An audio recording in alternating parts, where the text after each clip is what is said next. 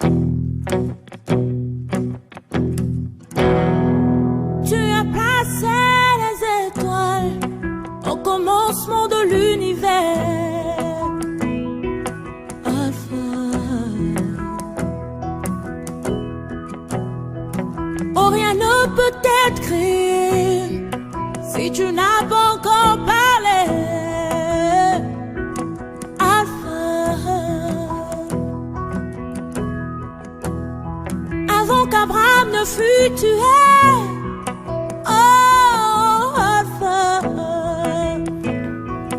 Mon Seigneur, tu sais comment commencer à faire naître en moi tes louanges. Alpha, Omega, Alpha, Omega, le Dieu de tout temps qui conduit mes pas. Alpha, Omega. Amen.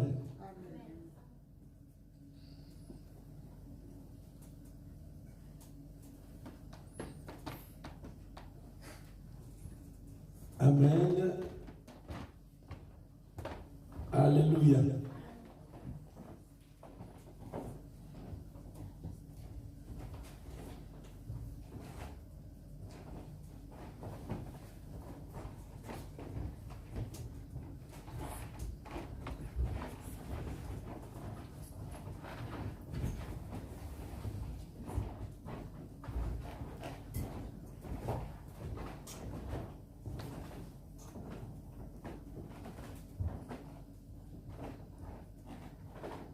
Amen. Donc nous parlons ce matin le brisement du projet maléfique. Le briser des projets sataniques, diaboliques, démoniaques, de la sorcellerie, des magiciens, des gens de loge, des gens de science-occulte qui forment les projets contre la vie des autres personnes, qui forment les projets contre les familles des autres, qui forment des projets contre les couples des autres, qui forment des projets contre la vie des enfants des autres, que tous les projets par le nom puissant de Jésus-Christ, nous brisons cela.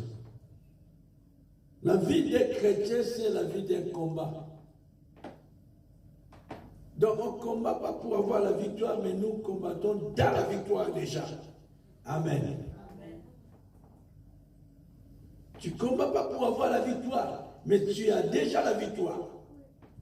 C'est qu'il à toi-même de comprendre que tu as déjà la victoire. Et notre vie chrétienne, c'est la vie de combat. Tu viens dans la vie chrétienne, tu acceptes Jésus-Christ comme Seigneur et Sauveur dans ta vie. Le combat commence. Parce que ta vie, Jésus-Christ est dans ta vie. Jésus-Christ est avec toi. Il marche avec toi. Et l'ennemi, il voit que tu étais pour lui, et maintenant tu n'es plus pour lui, mais tu es maintenant pour Jésus. Et il commence maintenant à combattre ta vie. Et quand il commence à combattre ta vie, pas simplement ta vie, il commence à combattre même la vie de tes enfants. Et si tu as des petits-enfants, l'ennemi commence même à combattre la vie de tes petits-enfants. Seulement parce que toi, tu as accepté Jésus comme Seigneur et Sauveur, la vie, ça devient une vie de combat. Et c'est pour cela qu'on dit que tu te lèves pour combattre. Mais tu ne te combats pas pour avoir la victoire, mais tu combats dans la victoire parce que Jésus a déjà porté la victoire. Amen. Alléluia. Amen. Les diables ont été déjà écrasés. Et Jésus nous a donné le pouvoir. Il nous a donné l'autorité de marcher sur le serpent que le diable, de marcher sur le scorpion. Donc, cela veut dire de marcher sur toutes les puissances du monde de ténèbres. Donc, de marcher sur tous les pouvoirs du monde de ténèbres sur la terre. Et Jésus nous a donné ce pouvoir de marcher sur ça. Donc, nous avons le pouvoir de marcher sur toutes les puissances du monde de ténèbres par le nom de Jésus-Christ. Et Jésus lui-même dit, la Bible dit, il leur a donné le pouvoir de chasser les démons. Or, les démons, c'est les esprits sataniques, diaboliques. Mais nous avons reçu le pouvoir pour le chasser. Et quand le démon est là, nous avons le pouvoir de le chasser. l'esprit de la sorcellerie. Nous avons le pouvoir de le chasser par le nom de Jésus-Christ. Donc la vie des chrétiens, c'est la vie de combat. Un combat dans la foi. Et quand nous parlons de brisement de projets, parce que dans ce monde-là, il n'y a que des projets. Tout ce qui se passe dans le monde aujourd'hui, derrière tout ce qui se passe, il y a un esprit. Derrière tout ce qui se passe aujourd'hui, il y a des agents, il y a des personnes qui sont là, qui sont formés ces projets. Et ils ont besoin d'arriver dans leurs projets. Et que tous leurs projets, ce n'est pas les projets de bonheur pour ta vie. Ce n'est pas des projets de bonheur pour notre vie, mais c'est des projets de malheur. Pour qu'il n'y ait que des malheurs dans la vie de chaque personne, pour qu'il n'y ait que des malheurs dans la vie de chaque famille, dans la vie de chaque foyer, dans la vie de chaque couple, ou dans la vie des enfants, dans la vie des jeunes, il faut qu'il y ait des malheurs. Les projets, c'est ça. C'est ça les projets sataniques. Mais nous avons reçu le pouvoir de détruire, de briser leurs projets par le nom de Jésus-Christ. Nous parlons de brisement des projets sataniques, diaboliques, démoniaques et de la sorcellerie par le nom de Jésus-Christ. Le projet, c'est quoi? C'est un dessin, c'est une idée qu'on passe à réaliser quelque chose. Quelqu'un qui a fait son dessin, quelqu'un qui a une idée, une pensée, à réaliser quelque chose. Il dit, ça c'est mon projet. Et pendant le temps qu'il a fait son projet, dans d'autres dictionnaires dit, le projet c'est une image d'une situation, d'un état qu'on pense atteindre. Il y a une pensée que tu as fait comme un projet, une image que tu as, j'ai un projet. Tu vois l'image de ton projet. Et cette image-là, cette pensée, tu travailles pour arriver à réaliser ton projet. Ça, c'est le projet. C'est comme une intention. On dit que c'est ici l'intention, ce qu'on a l'intention de faire, estimation des moyens nécessaires à réalisation. Donc, dans le projet, nous voyons par exemple, vendredi, il y avait ici à Lyon, par exemple, il y a un tram qui a commencé. Mais le tram n'est pas commencé comme ça. C'est qu'il y avait un projet. Ils avaient déjà l'image du projet qu'il faut qu'il y ait un tram passe par, bon, si c'est là-bas. Un nouveau projet. Ils ont fait leur projet, ils ont dessiné l'image, et ce projet, il fallait contribuer pour le projet, il fallait chercher les moyens financiers, le financement pour ce projet. Nous voyons simplement, par exemple, que bon, il y a les trams, c'est l'État français a beaucoup d'argent, il a mis les trams. Non, non, non, non, non. Parce que pour faire ce projet, les rails, il y a des entreprises qui vont monter ce métro-là, ce tram. Donc il faut qu'il y ait du financement. Et ils cherchent aussi le financement pour contribuer, investir dans ces projets. Donc c'était d'abord une pensée.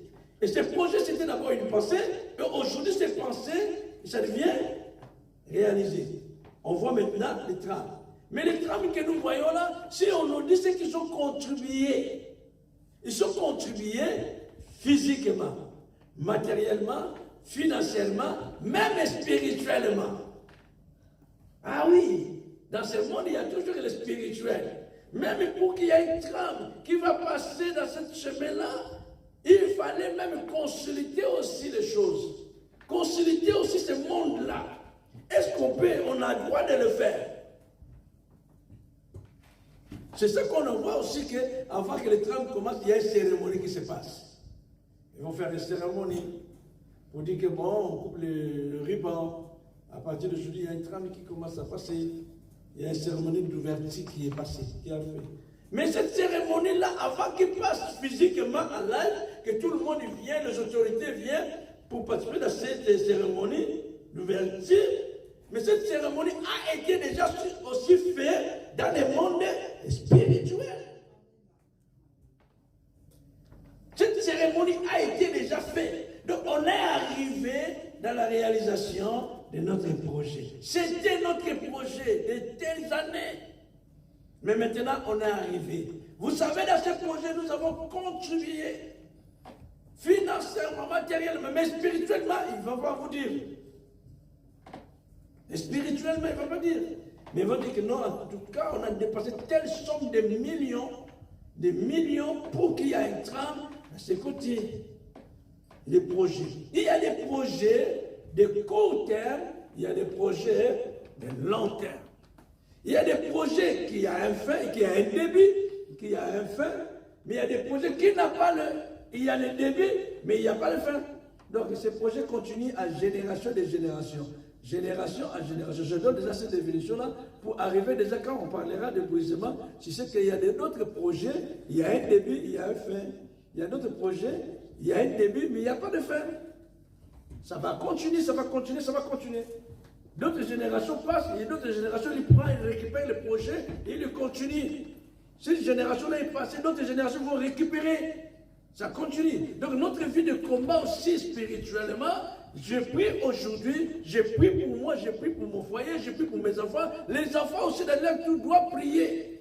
C'est pour cela qu'on dit aujourd'hui, si les parents ne prient pas, le combat que tu es en train d'endurer aujourd'hui, ça sera le même combat, plus grand même que ce que tes enfants vont endurer. Alléluia.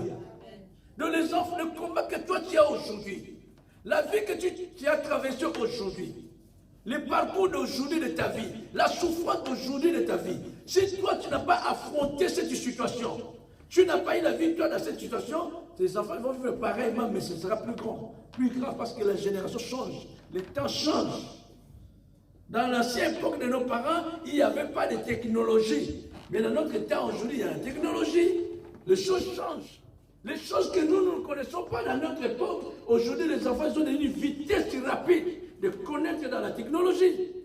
Donc cela veut dire, même dans leur état, l'âge que les enfants ont aujourd'hui, quand ils auront 30 ans, la technologie va évoluer encore. Ils vont vivre encore d'autres choses. Mais quand les enfants ont la connaissance de la parole de Dieu, quand les enfants ont la connaissance de Jésus-Christ, ils savent que notre maman, nos parents, ils priaient, nous prions, nous sommes nés en Jésus-Christ. Cette situation, nous allons affronter par le nom de Jésus. Amen. Et nous aurons la résultat par le nom de Jésus. Amen. Nous allons réussir par le nom de Jésus. Amen. Alléluia. Amen.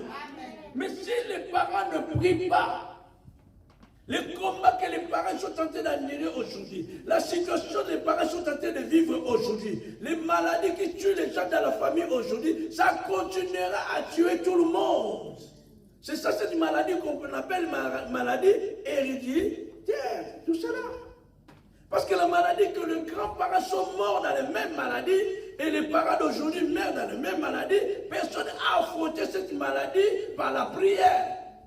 Et ça fait que cette maladie continue jusqu'à génération en génération. C'est simplement une personne se lève pour combattre cet esprit. Une personne se lève pour chasser cet esprit de maladie. Et les enfants derrière sont sauvés. Amen. Alléluia. Amen. Si tout le monde sont morts dans la même maladie, mais à partir de toi, tu te lèves dans la prière. Tu dis non, moi ici ça ne passera pas. Trop, c'est trop. Je connais beaucoup qui sont morts dans cette maladie. D'accord, mais dans ma génération, j'arrête toutes ces choses. Amen. Tu as sauvé pas simplement ta vie, mais tu as sauvé la génération qui est derrière. Amen. Alléluia. Amen. Tu as sauvé des générations derrière. Mais si tu dis, bon, c'est normal, c'est notre coutume, c'est notre tradition. Et ça continuera jusqu'à la fin. Comme je dis qu'il y a des projets, il y a un début, mais qu'il n'y a pas un fin. Il y a des alliances qui étaient signées dans le monde des ténèbres par les ancêtres. Il y avait un débit, mais il n'y a pas de fin. Parce qu'il fallait que ça passe de génération à génération.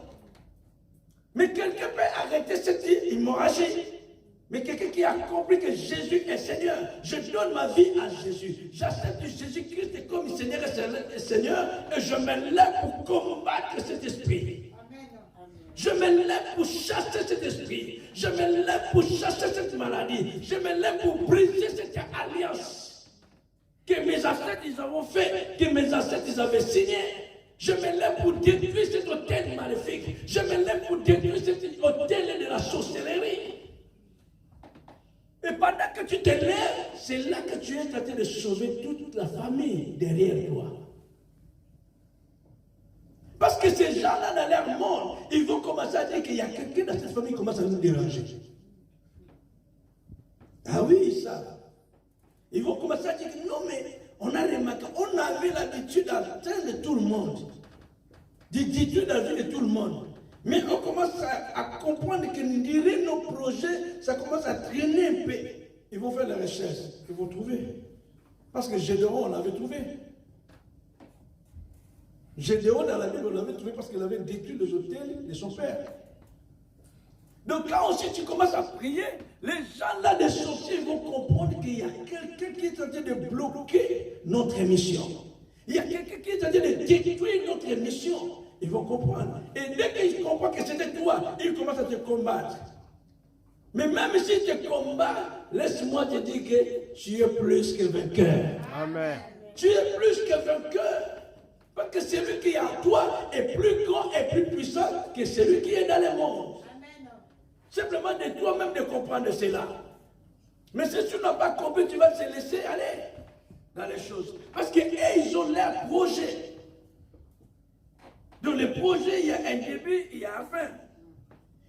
Et dans les projets, il y a aussi les caractéristiques du projet. Au début, dans les caractéristiques du projet, il y a un projet répond à un besoin. Le projet répond à un besoin. Quelqu'un qui a fait son projet par rapport à un besoin. Amen. Amen. Quelqu'un qui est locataire. Pendant tout ce temps, il est locataire. Il a mis ses enfants au monde. Les enfants commencent à grandir. Non, non, non. Je ne peux pas continuer dans cette vie. Mes enfants commencent à grandir. Il faut que je fasse un projet. Le projet, il faut que je commence à préparer l'avenir de mes enfants. Il faut qu'on quitte ici. Il faut qu'on achète une grande maison. Donc, le projet qu'il a fait répond à la besoin. Il a regardé le besoin de ses enfants. Il a dit non, non, non, les enfants ils étaient petits. Maintenant, ils commencent à être grands. Il faut une grande maison. Il faut qu'on achète une grande maison. Il s'est mis directement dans un projet. Et il commence à préparer le projet par rapport aux besoins. Donc, il y en a aussi des projets dans le monde maléfique par rapport aux besoins. Par exemple, comme je viens de dire, l'économie de la sécurité sociale. Par rapport à un besoin. Et ils ont remarqué que dans les caisses, il n'y a plus beaucoup de sous. Il faut qu'on crée un médicament qui sera moins cher, que tout le monde va prendre le même médicament. Pour la santé, on n'est pas là. Mais nous, ce qu'on a besoin, c'est de l'argent. On a des besoins, de l'argent rentre dans notre compte et compte soit augmenté. Les revenus augmentent. Mais la santé des gens ne sont pas là. Donc, il faut créer ce système de médicaments pour que tout le monde puisse prendre ces médicaments. Obliger les gens à prendre ces médicaments. Tu ne veux pas, tu achètes. Amen. Amen. C'est ça qu'on dit, si tu ne veux pas ce médicament, tu achètes. Si tu veux l'autre médicament, tu achètes. Mais quand tu vas acheter, tu vas voir qu'il y a TVA aussi. Ils ont tous les côtés pour récupérer. Parce que c'était un projet. C'était un projet. Tout c'était un projet. Dans le projet qui a été fait. Donc l'homme, la Bible dit l'homme aussi a des projets. Amen. Amen. L'homme aussi a des projets. Mais la Bible dit même que l'homme a beaucoup de projets. Amen. La Bible dit que l'homme a beaucoup de projets. Je pense que comme nous sommes là, nous avons des projets. Mais je ne pense pas que nous avons ce même seul projet. Parce que la Bible dit que l'homme a beaucoup de projets. Dans le cœur de l'homme, il y a beaucoup de projets. Mais la personne qui a la réponse, la personne qui est là pour permettre que ton projet puisse avoir un jour, c'est Dieu lui-même.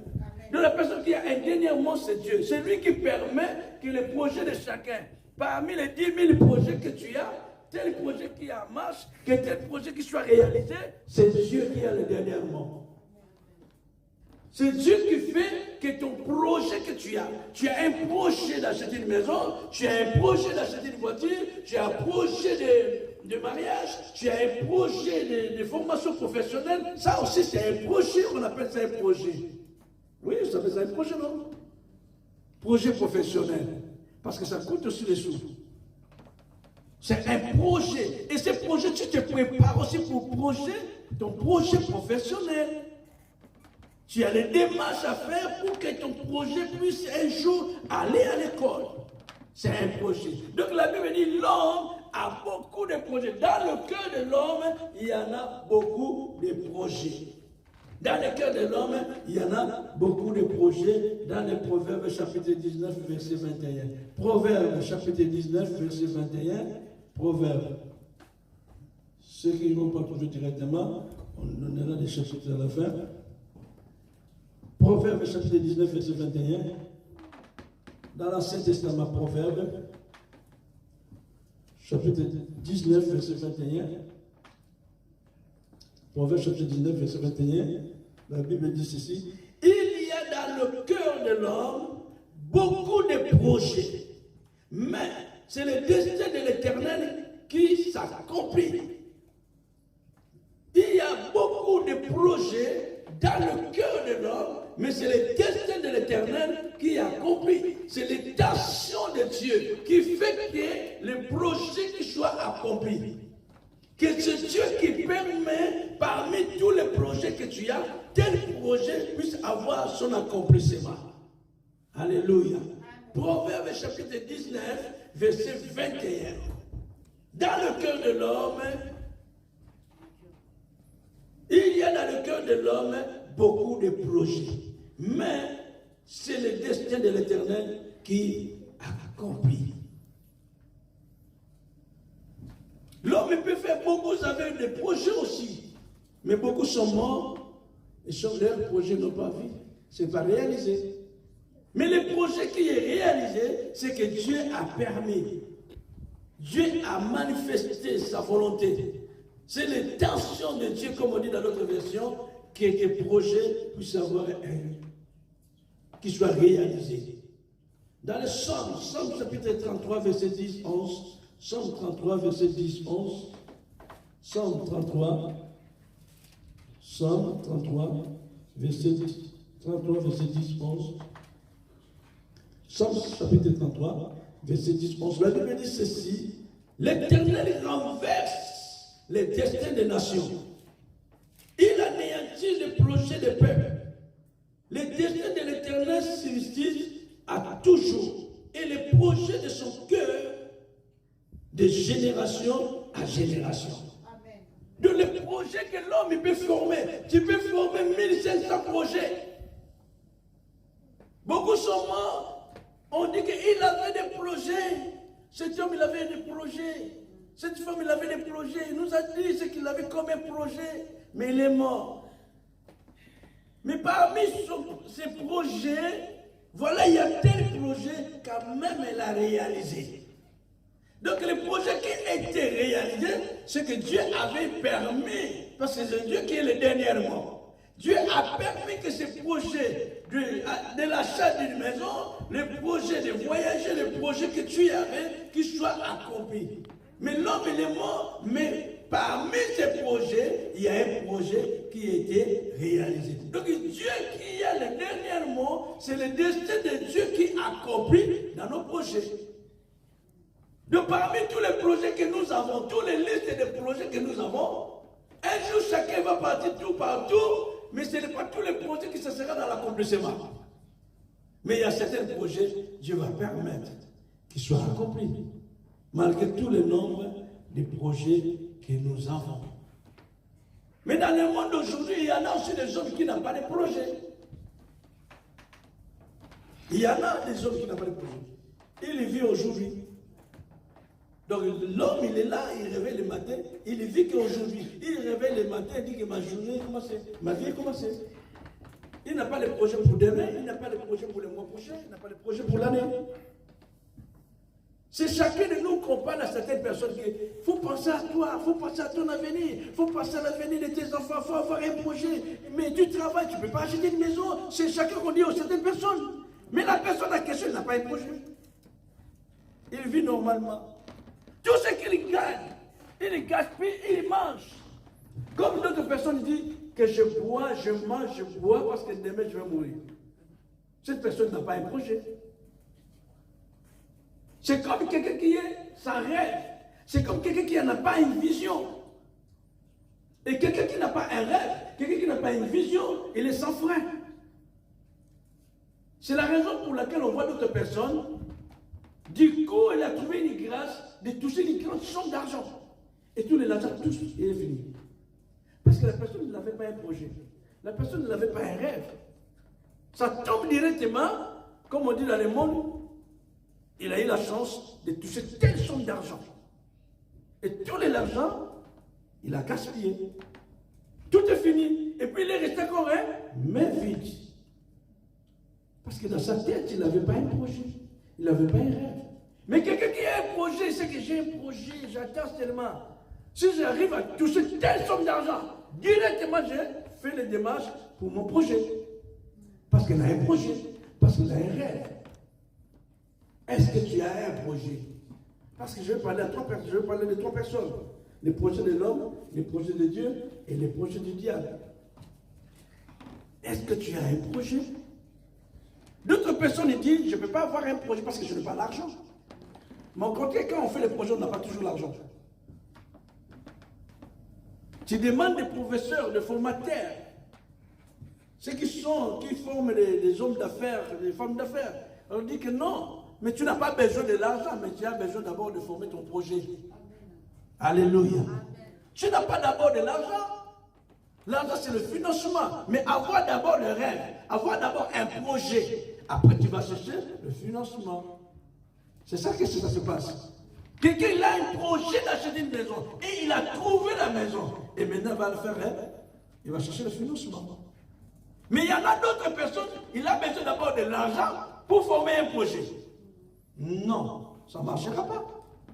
Commencez d'abord ton projet et commencez après ton projet, commencez à chercher le financement de ton projet. Amen. Est-ce que tu as un projet? Est-ce que tu as un projet dans ta vie? Tu as un projet. Alors si tu n'as pas le projet dans les catégories que j'ai données, tu dois chercher à avoir un projet dans ta vie. Il y a certains projets, peut-être que ce n'est pas pour toi, mais pour le bénéfice de tes enfants. Bon, j'ai ces projets, ce n'est pas vraiment pour moi, mais pour mes enfants. Et tu as vu cela, tu as cherché le financement pour que tes enfants, en grandissant, qu'ils puissent avoir quelque chose. Mais le projet, c'est les parents qui ont travaillé. Amen. Amen. Est-ce que vous avez un projet? Par exemple, les enfants que vous êtes là, est-ce que vous avez un rêve? Est-ce que vous avez une image de votre vie? Est-ce que vous avez une image de votre vie? Qu'est-ce que vous pensez pour votre vie? Qu'est-ce que vous pensez? Quelle est l'image que vous avez pour votre vie?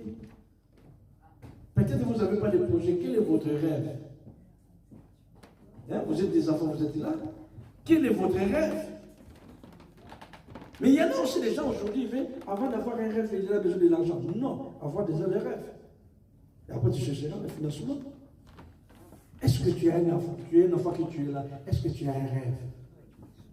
Parce que nous travaillons par rapport à nos rêves que nous avons. J'ai un rêve et je travaille durement par rapport à mes rêves que j'ai. J'ai un projet, je travaille durement par rapport à mon projet. Est-ce que tu as un projet? Est-ce que tu as un rêve? Alors, tu es un enfant ici, si tu n'as pas un rêve, tu n'as pas un projet, tu n'iras à rond, même si tu pars à l'école. Tu ne vas pas fournir des efforts parce que tu n'as pas un rêve. Ou, si tu n'as pas un rêve, tu partiras à l'école comme tout le monde, je pars à l'école, je pars à l'école. Mais un enfant arrive à travailler durement à l'école parce qu'il a un rêve. Amen. Il y a des enfants qui travaillent dur parce qu'il a un rêve d'arriver quelque part. Il se donne au fond parce que j'ai un rêve de devenir telle personne. J'ai besoin de devenir telle personne. Il a ce rêve, il a son projet déjà dit. Quand je vais arriver à devenir telle personne, je ferai ça, je ferai ça, je ferai ça. Mais tout ça là, il ne peut pas faire qu'elle est enfant. Mais si tu attends d'abord d'avoir 20 à 30 ans, tu es à côté. Donc les enfants que vous êtes là, les jeunes que vous êtes là, préparez vos rêves maintenant, vos projets maintenant. Amen. Préparez vos rêves maintenant. Et nous parlons maintenant de projets que Dieu pour l'humanité. Amen. Jérémie chapitre 29. Jérémie chapitre 29. Jérémie chapitre 29, verset 11. Alors Jérémie aussi me regarde. Jérémie chapitre 29, verset 11. Jérémie chapitre 29, verset 11, la Bible dit ceci. Car je connais les projets que j'ai formés sur vous. Jérémie chapitre 29. Dans l'Ancien Testament, Jérémie chapitre 29, verset 11. Jérémie chapitre 29, verset 11. Là, c'est Dieu qui parle. Car je connais les projets. Je connais les projets que j'ai formés chez vous. C'est Dieu qui parle. C'est comme un enfant qui vient chaque fois rappeler à son père ou à sa mère ou à ses parents. Mais papa, vous m'avez promis cette telle chose. Vous m'avez promis ça, telle chose. Mais le papa, il répète, je connais les projets que j'ai formés. C'est moi qui vous a promis ça. Et je connais. Donc il est conscient du projet qu'il a formé sur nous. Il reconnaît. Dans d'autres versions, il dit, je reconnais. Donc il dit, je connais les projets. Ne t'inquiète pas. Ne t'inquiète pas. Je connais les projets que j'ai formés pour toi. Alléluia. Amen. Ne t'inquiète pas, je connais les projets que je n'ai pas aussi oubliés. Je n'ai pas abandonné, tu n'es pas abandonné, tu n'es pas rejeté, mais je connais les projets que j'ai formés. Dans les temps convenable, les projets, ça sera réalisé dans ta vie. Alléluia. Amen. Les projets que Dieu a formés pour ta vie. Il y a un temps que ces projets, ça sera réalisé, manifesté dans ta vie. Parce qu'il dit que je connais les projets. Et ces projets, c'est les projets de paix. Non de malheur. Les projets de paix, non de malheur. Afin de vous donner un avenir et de l'espérance. Les projets que Dieu a pour nous, a pour notre vie, c'est les projets de paix. Et ce projet va te donner un avenir et de l'espérance. D'autres disent que les projets que Dieu a pour nous, c'est les projets de bonheur. Amen. Les projets que Dieu a pour toi, c'est le projet de bonheur, non de malheur.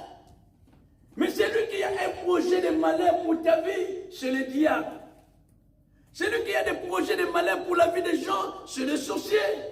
Celui qui a des projets de malheur pour la famille des autres, c'est les sorciers. C'est eux qui ont un projet qu'ils ont formé depuis longtemps. Pour détruire la vie des familles, détruire des foyers, détruire la vie des jeunes, détruire des sociétés.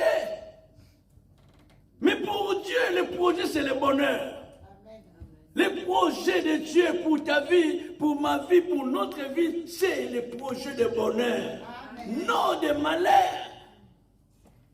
C'est le projet de bonheur qui te donnera l'avenir. Alléluia. Quelqu'un qui vit dans le bonheur, il arrive à prévoir déjà l'avenir.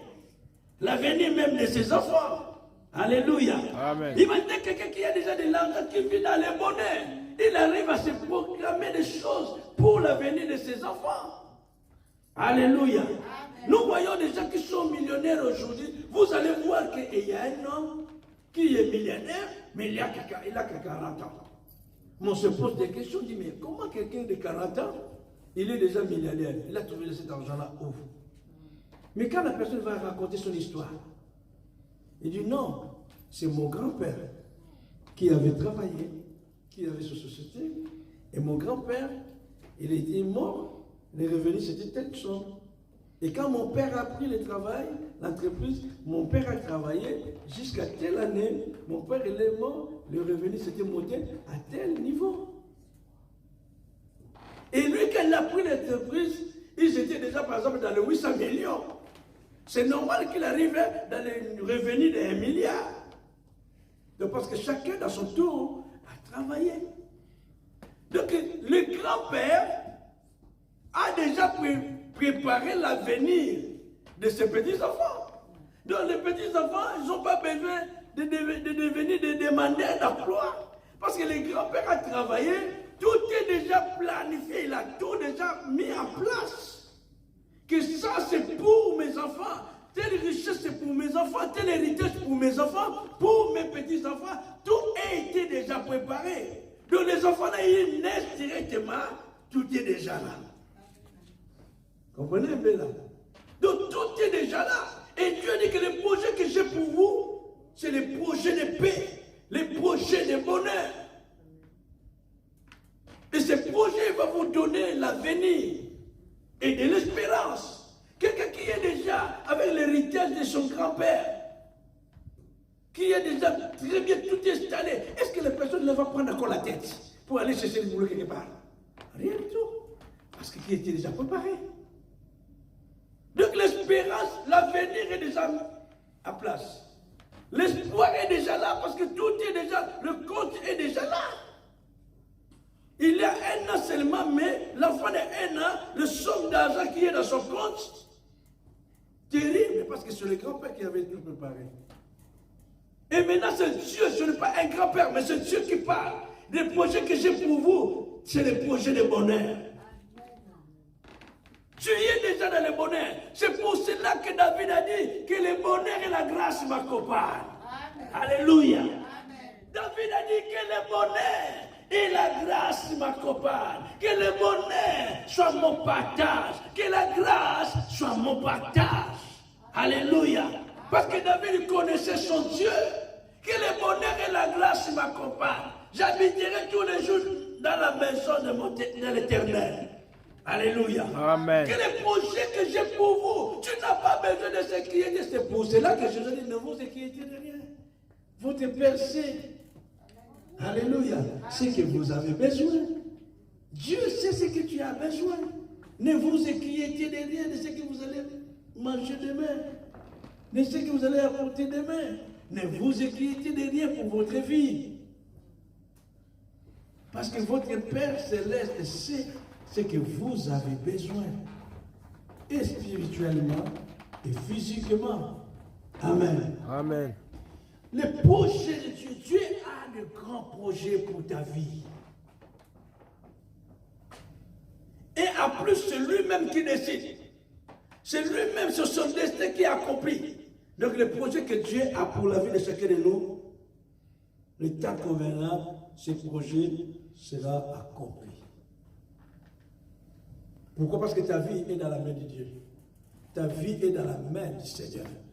Ta destinée est dans la main du Seigneur. Ton avenir est dans la main du Seigneur. Même si les diables se lèvent pour te combattre, même si les agents sataniques se lèvent pour te combattre, même si les sorciers se lèvent pour combattre ta vie, même si le méchant se lève pour combattre ta vie est dans la main du Seigneur. Amen. Et pendant le temps que tu es dans le Seigneur, c'est lui qui combat pour toi. Amen. C'est Dieu qui combat pour toi. Et ton avenir est assuré. C'est pour cela que la Bible dit, il y a encore de l'avenir pour ton avenir. Il y a encore de l'espérance pour ton avenir. C'est ça, je pense. Il y a de l'espérance pour ton avenir, dit l'Éternel. Jérémie 31, verset 17. Il y a de l'espérance pour ton avenir, dit l'Éternel. Il y a de l'espérance pour ton avenir. Mais pourquoi on s'inquiète? Pourquoi? Parce que dans notre parcours de la vie, on voit d'autres choses qui arrivent. Des vents au contraire, les tempêtes au contraire. On s'inquiète, on dit, oh là là, je suis où là? Je suis perdu, je suis troublé. Pourquoi ça dans ma vie? Pourquoi ça dans ma vie? Mais la Bible dit, il y a de l'espérance pour ton avenir. Beaucoup se sont dit que l'âge est avancé. Mon âge est déjà avancé, c'est fini. Mais non, Tu es encore jeune. Nous sommes encore jeunes. Il y a encore de l'espérance. Amen. Il y a encore de l'espérance pour notre avenir. Donc tu dois toujours croire. Il y a encore de l'espérance. Ce bonheur, c'est pour te donner un avenir. Et à jamais ne dirait tellement la foi. Quand Dieu te parle, la foi vient. Et la foi, c'est l'espérance. Alléluia. Là, c'est ce que Dieu prépare pour nous. C'est le bonheur. Ce que Dieu veut, c'est qu'il veut de meilleures vies pour nous. Le bonheur. Que nous soyons dans la paix. Il y en a beaucoup qui ont beaucoup d'argent, mais n'ont pas la paix. Il y a beaucoup qui ont tout, mais ils n'ont pas la paix. Il y en a beaucoup qui cherchent la paix. Il n'y a pas l'argent pour acheter la paix. C'est Jésus qui est le prince de paix. C'est Jésus qui donne la paix. Avec l'argent, tu ne peux pas acheter la paix. C'est Jésus qui donne la paix. Amen. Amen. Et la troisième personne, le diable est associé au projet. Et c'est le projet du diable que nous allons détruire. Jean chapitre 10, verset 10. Jean chapitre 10, verset 10, je dis, Jean 10, 10, je dis,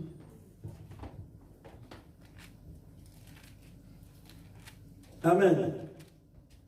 Personne n'a dit Amen. Amen. Le voleur ne vient que pour dérober, égorger et détruire. Ça, c'est le diable. Il vient simplement pour voler tout ce que nous avons. C'est pour cela qu'on dit que le voleur et celui qui détruit sont la même équipe. Les voleurs et les mendiants sont la même personne. Les voleurs et les mendiants, c'est la même personne. Parce que les voleurs, tu peux l'arrêter et dire que je n'ai pas volé. Jusqu'à ce que vous allez le fouiller, que vous allez trouver les choses qu'il a volées. Amen. Un voleur, il vole, il cache les choses. Mais il dit, je n'ai pas volé. Je n'ai pas touché. Mais quand vous allez la fouiller, vous allez voir que non, les choses sont sur lui. C'est là qu'il arrive dans la vie. On dit, le voleur vient pour voler. Ne vient que pour dérober, égorger et détruire. Quand le voleur vient, il vient pour voler. Après de voler, il égorge. Après d'égorger, il détruit. Mais pour que le diable commence à mettre ces choses en place, c'était déjà un plan, c'était pour lui. C'était déjà un projet de détruire, de voler tout ce qu'être humain a. Il veut voler ta santé, il veut détruire, il veut égorger, détruire la vie des gens, détruire la vie des personnes, de la société. Ça, c'est le diable qui a son projet. Et il continue ce projet tous les jours. Il continue le projet. Et il a ses agents. Il y a des projets qu'on appelle les projets sur un projet maléfique. Un projet sur un projet maléfique, c'est comme que le diable utilise quelqu'un et cette personne devient ton ami. Mais cette personne va te faire croire dans un projet, oh non, on va travailler ensemble, on va faire les choses ensemble. Il vient là mêler seulement un agent du diable. Il sait que ce qu'il est en train de faire, à la suite du temps, il va te détruire. Il va tout récupérer. Ça, c'est les projets maléfiques. Les projets sur un projet maléfique. La personne te fait croire. J'ai des avis avec quelqu'un. On voulait monter une entreprise avec quelqu'un. On a mis tout en place. Voilà, on va faire ça, on va faire ça, on va faire ça. Tout est mis en place. Mais en grande surprise, quand les choses commencent à aller, et les personnes, maintenant il est parti en douce, il a fait des choses par lui-même, sans moi. Il a mis des choses en place, il a ouvert l'entreprise, il a tout mis en place. Mais les personnes qui étaient le porteur du projet, c'était moi. Même si tu voles le projet de quelqu'un, tu ne réussiras pas. Amen. Tu voles l'idée de quelqu'un, tu ne vas pas réussir. Parce que son idée, il y a des principes, il y a des choses qu'il a mis en place. Comment il va marcher? Amen. Et la personne qu'on a travaillé ensemble, derrière moi, il est parti. Il a fait les choses, il a fait les choses, il a fait les choses. À grande surprise, on me montre de ma regarde. Tout est en place. J'ai dit non. Mais je n'ai pas posé la personne la question. Mais je l'ai laissé avec le projet. Je dis qu'il continue le projet. Aujourd'hui, lui aussi, il est fermé. La porte est fermée. Parce que le projet n'était pas à lui. Lui, il est venu seulement pour profiter de ce projet, pour récupérer l'entreprise.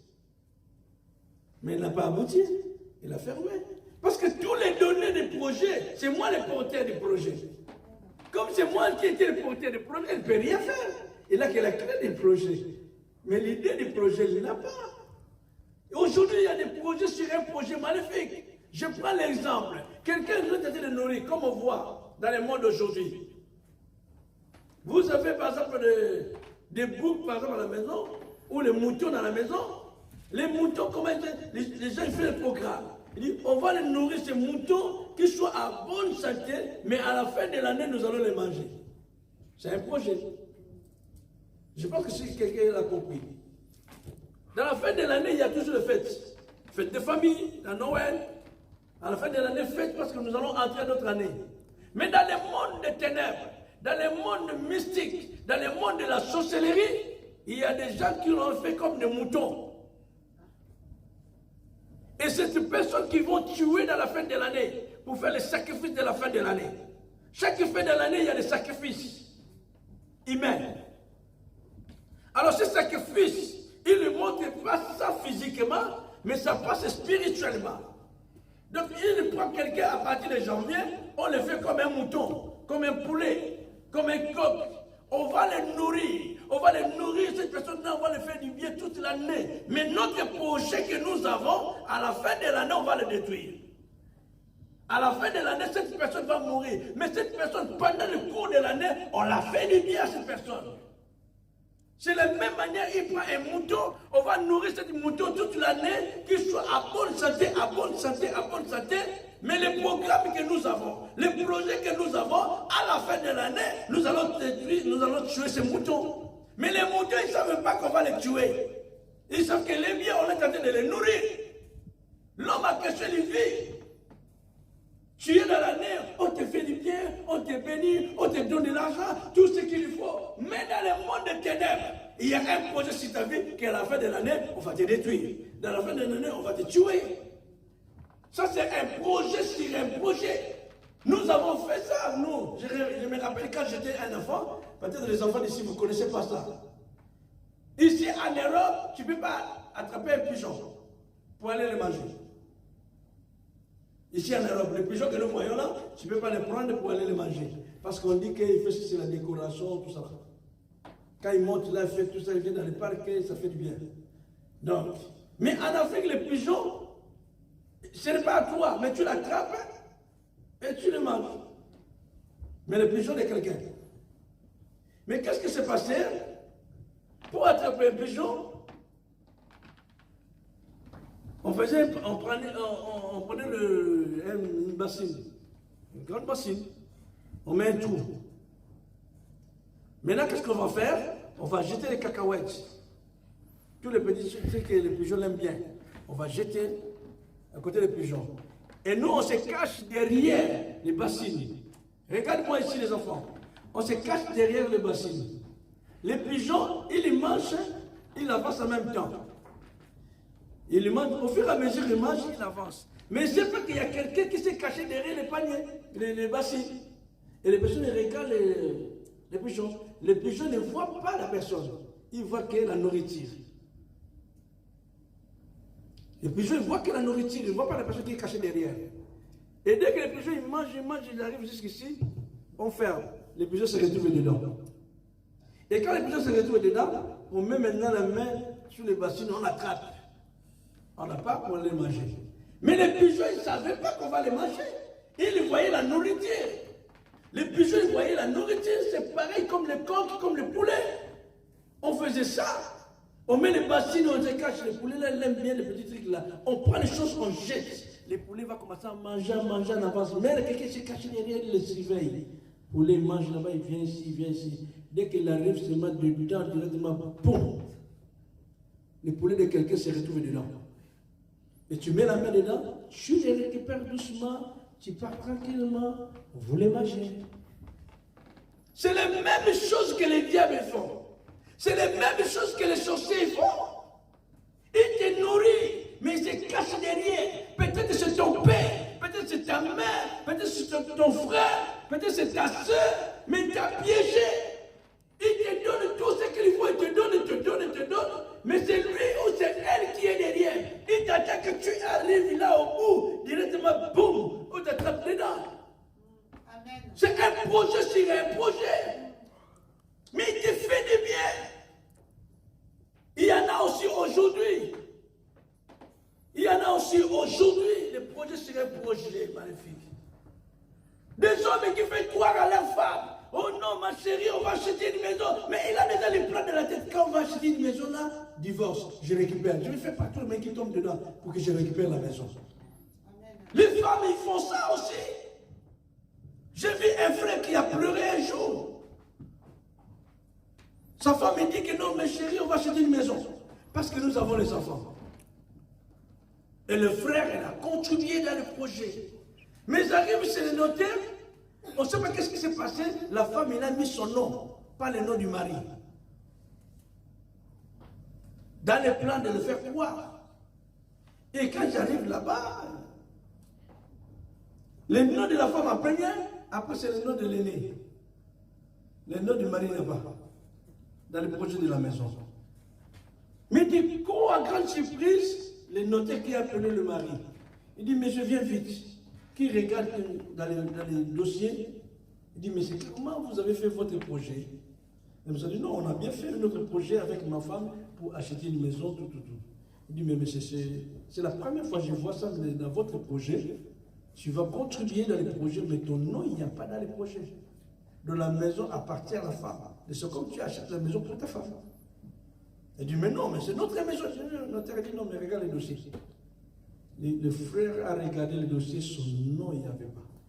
Son nom en dernière position. Donc la maison appartient à la femme. Et si la femme est morte, la maison appartient à son fils. Pas du monsieur. C'est là qu'ils avaient modifié. Et c'est là qui a causé la divorce. Aujourd'hui, la femme est parle. Elle dit non, c'était c'était une manipulation. Donc il avait un projet bien planifié, de sorte que quand ils vont avoir la maison, ils vont divorcer avec le monsieur et elle va récupérer la maison. Combien de gens qui pleurent aujourd'hui qu'on leur a fait croire? Combien de familles qui pleurent aujourd'hui qu'on leur a fait croire, mais on sont restés même vides? C'est un projet diabolique. Faire croire à quelqu'un, profiter de l'argent de quelqu'un, mais demain tu les laisses même vides. C'est un projet de la sorcellerie, c'est un projet diabolique, démoniaque. Profiter de la vie de quelqu'un, profiter de les moyens de quelqu'un, mais demain tu les détruis. Beaucoup de hommes sortent avec des femmes aujourd'hui pour les détruire. Beaucoup de hommes détruisent la vie des femmes aujourd'hui. Et beaucoup de femmes qui détruisent la vie de beaucoup de hommes aujourd'hui. Le monde d'aujourd'hui, ça devient un monde terrible. Terrible. Nous avons vu une femme en mission avec son mari. C'est les gens du deuxième monde. C'est les gens de sa société, écoutez-moi bien. Et l'homme et la femme, ils avaient besoin de sacrifices. Et l'homme et la femme disent, bon, on a des sacrifices à faire, mais bon, pour que notre puissance augmente, notre moyen financier augmente, il fallait qu'on donne des sacrifices humains. Et l'homme a dit à sa femme, tu vas sortir dehors. Tous les hommes qui vont te draguer, tu les acceptes. Et tous ces hommes-là, ça sera nos sacrifices. Et quand ces hommes-là te demandent de l'argent, donne-le de l'argent comme il veut. Fais-le du bien comme il veut.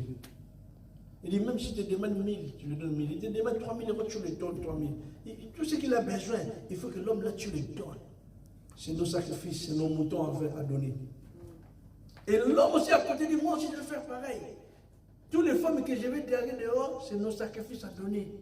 Et quand nous allons donner, nous on gagne. Mais quand ils ont montré ça, les femmes qui sont avec cet homme, l'homme il donnait. Et donnait aux femmes là, il donnait des habits, de l'argent. Et les femmes là, j'étais heureux, je dis, oh là là, j'ai trouvé un homme qui me donne, qui m'achète ça, qui me donne ça. Si j'ai besoin de ça, il m'achète. Quand j'ai besoin de ça, il me donne. Mais l'homme à côté dit, il calcule l'heure, il calcule le temps. Quand il sera le temps, chaque copine qui part un par un. Au mal à la tête, boum, il part. Au mal au ventre, boum, il part. Parce que c'était des sacrifices. Ça, c'est le plan, le projet satanique. Le projet maléfique. La femme aussi à côté, c'est pareil. Comment un homme qui dit à sa femme, va dehors, prends tout le monde. Ça, avec tout le monde là, c'est notre mouton à donner. Et à chaque fois, la femme, il sortait, et les hommes, ils étaient contents. Ah, je sors avec une femme qui a beaucoup d'argent. Et la femme, là, elle donne. Tu veux quoi, costume, ils achètent. Tu veux quoi, ça, ils donnent. Mais à la fin, l'homme a caché, il meurt. Pourquoi? Parce que c'était un projet diabolique. Et la Bible dit, nous avons le pouvoir de détruire ces projets. Dans le livre d'Ésaïe, Ésaïe 54 pour finir, Ésaïe 54, verset 15. Si quelqu'un trouve devant moi, Ésaïe 54, verset 15, c'est le mot. Ésaïe 54, verset 15. Si l'on forme des complots, S'il forme le complot, cela ne viendra pas de moi. cela ne viendra pas de moi. Quiconque se liguera contre toi tombera sous ton pouvoir. Et je commence à ce verset. Si l'on forme des complots, S'il forme le complot, cela ne viendra pas de moi. cela ne viendra pas de moi. Quiconque se liguera Quiconque se liguera contre toi tombera sous ton pouvoir. tombera sur ton pouvoir. Quel pouvoir que tu as reçu? C'est que Jésus t'a donné. Amen. Alléluia. Amen. S'il forme le complot de te détruire, s'il forme le projet de te détruire, ça ne vient pas de moi. Si ça ne vient pas de Dieu, ça devient du diable. S'ils sont formés de complots, le projet pour détruire votre famille à la fin de l'année, le projet là ne vient pas de Dieu, mais ne vient du diable. Amen. S'ils forment le projet de détruire ta vie, et même il tombera sur ton pouvoir. Amen. Amen. Amen. Amen. Il tombera sur ton pouvoir. Le pouvoir que tu as reçu à Jésus. Ceux qui forment le projet contre toi pour détruire ta vie, et même il tombera sur ton pouvoir. Oh, je répète, il tombera sur ton pouvoir, sous ton pouvoir. Parce que le pouvoir que toi tu as reçu, l'autorité que toi tu as reçue, tu n'as pas reçu ça aux hommes, mais tu as reçu ça à Jésus-Christ. Alléluia. La Bible dit, il est le chef de toute l'autorité. Jésus est le chef de toute l'autorité, il est le chef de toutes les dominations. Alors c'est lui qui est le chef, c'est lui qui t'a donné le pouvoir. Alors c'est ces gens-là, le diable, le démon, le sorcier qui mange les gens dans la fin de l'année, qui détruit les familles dans la fin de l'année, s'il forme un projet, il tombera et même il tombera sur ton pouvoir. Alléluia. Il tombera et même. Alléluia. Verset 17. Toute arme forgée contre toi sera sans effet. Toute arme forgée contre toi sera sans effet, et toute langue qui se lèvera en justice contre toi, tu la condamneras. Tel l'héritage des serviteurs de l'Éternel, et tel est le salut qui leur viendra de moi, dit l'Éternel. Alléluia. Donc tu as le pouvoir de briser leurs projets. Ces gens, les projets, quand nous voyons les gens qui meurent dans la fin de l'année, ce n'est pas les projets qu'ils ont formés en mois de décembre. Mais ils sont nourris leurs projets. Ils sont investis dans leurs projets. Ils ont cherché les moyens qu'il faut atteindre ou atteindre notre famille. Pour détruire, afin que chaque famille pleure dans la fin de l'année. Mais la Bible dit, s'ils forment le projet contre ta vie, contre la vie de tes enfants, contre votre famille, et même il tombera. Il tombera. Alléluia. Amen. Alléluia. Amen. Parce que nous avons reçu le pouvoir au nom de Jésus. Psaume chapitre 37, 37 verset 12. Psaume 37 verset 12. Psaume 37 verset 12. Psaume 37 verset 12, la Bible dit. Je lis au nom du Seigneur. Mon âme est dans l'abandon. 37, 135, verset 12, pardon. Ils me tendent le mal pour le bien. Verset combien? 12, 37, verset 12. Oui. Ils me tendent le mal pour le bien. Mon âme est dans l'abandon. Somme 37. Ah, pardon. Ok. Somme 37, verset 12. Je lis au nom du Seigneur. Le méchant forme les projets contre le juste. Le méchant forme les projets contre les justes. Et il grince les dents contre lui. Il graisse les dents contre nous. Le Seigneur se rit du méchant. Et le Seigneur se rit du méchant. Ok, reste un peu là. Quand les méchants, quand les sorciers, les égoïstes, les méchants, les hommes méchants, quand ils forment leurs projets contre toi, les justes, ton Dieu rigole. Il rit. Continuez. Car il voit son jour arriver. Quand ils voient leur jour arrive. Les méchants tirent le glaive. Oui. Ils tendent leur arc pour faire tomber le malheureux et l'indigne, pour égorger ceux dont la voie est droite. Leur glaive entre dans leur propre cœur. Leur glaive Entre dans leur propre cœur. entre dans leur propre cœur. Et leur arc se brise. Et leur arc se brise. Donc tous les instruments qu'ils utilisent pour t'atteindre, tous les instruments qu'ils utilisent pour te combattre, tous les instruments qu'ils utilisent pour te détruire, se retournera entre eux-mêmes. Amen. Oh, alléluia. Amen. Tout ce qu'ils préparent, le coup qu'ils sont en train de préparer, et même tombera dans leur propre piège. S'ils mettent le piège contre ta vie, s'ils mettent le piège contre les innocents, s'ils mettent le piège contre le malheureux, il tombera eux-mêmes dans leur même piège. Verset 17. Au verset 17. Car le bras des méchants seront brisés. Ah, car les bras des méchants seront brisés. Mais l'Éternel soutient les justes. Mais le Seigneur, l'Éternel, soutient les justes. L'Éternel connaît les jours des hommes Le verset intègres. 17 seulement. C'est tout. Donc les gens qui sont un plan, qui sont préparés un complot, qui sont préparés un projet de te faire du mal, leur bras sera brisé. Ils perdront leurs bras.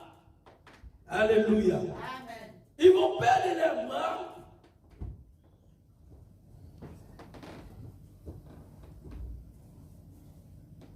Verset 20.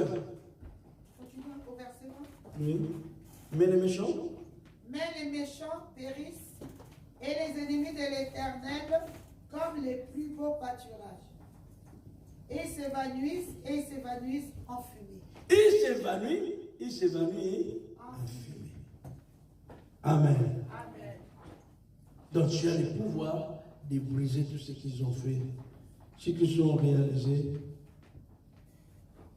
pour te faire du mal, pour faire du mal à nos enfants, pour faire du mal à nos vies, à nos familles. Le seul qui se lèvera pour casser les bras, pour qu'ils tombent de leur propre piège, c'est toi qui vas se lever dans la prière. Voici, ils seront confondus, ils seront couverts de honte. Tous ceux qui sont irrités contre toi, ils seront réduits à rien. Ils péreront. Tous ceux qui se lèvent contre toi, les dangers que les gens ne savent pas. Tu veux combattre quelqu'un qui est juste. Tu veux combattre la personne qui est innocente. Tu veux combattre la personne qui prie. Tu risques à perdre ta vie. Parce que la vie de cette personne est cachée en Jésus-Christ. Amen. Amen. Amen. Que le Seigneur vous bénisse, nous allons prier.